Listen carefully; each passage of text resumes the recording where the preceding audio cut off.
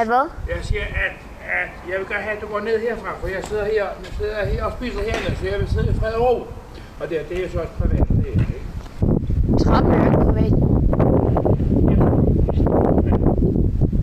Hvad træder du herfra? Det er privat område.